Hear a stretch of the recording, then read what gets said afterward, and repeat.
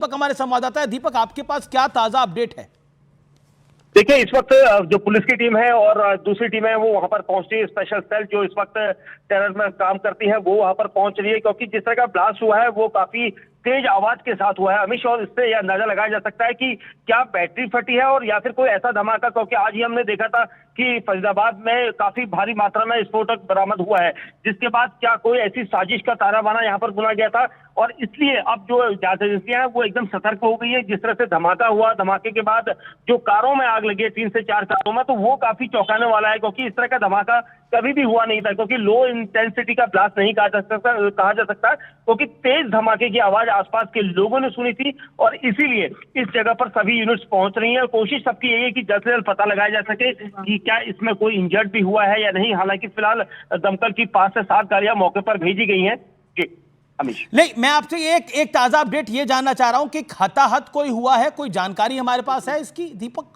देखिए, अभी तक हताहत होने की जानकारी किसी भी तरह से विभाग को नहीं मिली है। फायर ने भी अभी तक इस बात से इनकार किया है, लेकिन फिलहाल पुलिस की टीमें और फायर की टीमें अभी मौके पर जांच कर रही है, तो अपडेट जो ताजा होगा, क्योंकि जिस तरह से धमाका तो कहीं ना कोई चोटिल या घायल जरूर हुआ होगा। क्योंकि मार्केट प्लेस एरिया है, इस वक्त मार्केट खुली भी रहती है। और साथ ही सबसे अहम चीज की जिस जगह पर धमाका हुआ है मेट्रो गेट नंबर 1 है लाल किला का, और वहां पर अक्सर भीड़ भाड़ रहती है, कारें खड़ी रहती है। दोनों तरफ जो वहां की जो लेबर है वो काम करते हुए दिखाई देती है। तो कहीं ना कहीं क्या कोई इसकी चपेट में आया है या नहीं, ये देखना होगा। लेकिन फिलहाल सभी टीमें मौके पर पहुंचकर इन्वेस्टिगेशन में जुट गई हैं।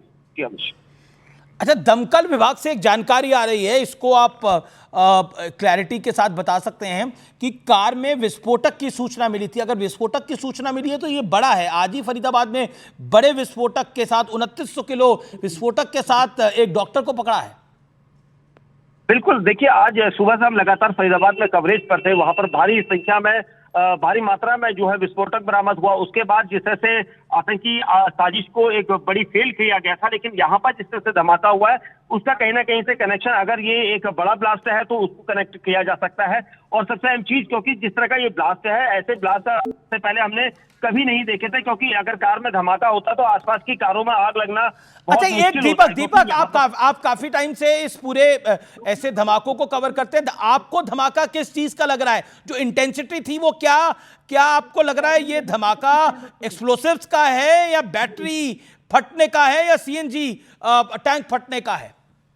देखिए अमीश, अभी तक जिस तरह से ब्लास्ट हुआ है और जिस तरह से विजुअल सामने आ रहे हैं उससे ये लग रहा है कि काफी तेज ब्लास्ट हुआ है। क्योंकि आसपास के लोगों ने ही दमकल विभाग को यहाँ पर जानकारी दी थी कि एक बड़ा तेज धमाका उन्होंने सुना है। क्योंकि कई लोगों ने हमें भी इंडिविजुअल फोन के जरिए ये बताया कि बड़े धमाके की आवाज सेंट्रल दिल्ली में गूंजी है। तो इसका मतलब एक बड़ा धमाका हुआ। किस तरह का धमाका हो, क्या ये लो इंटेंसिटी है या फिर इसके पीछे कोई बड़ी आतंकी साजिश है, ये भी देखा जा सकता है। फिलहाल वहां पर जो टीम है वो यही पता लगा रही है कि किस तरह का ब्लास्ट है। क्योंकि अभी मौके पर हम भी नहीं पहुंचे हैं। इससे पहले भी हमने कई सारे ऐसे ब्लास्ट देखे थे 2005 के बाद। तो इस तरह के ब्लास्ट अक्सर जो है कई यहाँ पर जो लोग जो है उसकी चपेट में आते हैं। कई तरह का इस तरह का ब्लास्ट होता है। लेकिन यहाँ पर कार जिस तरह से वहां पर पार्क होती है, कई सारी कारें पार्क होती हैं, कई लोग वहां पर से गुजर रहे होते हैं।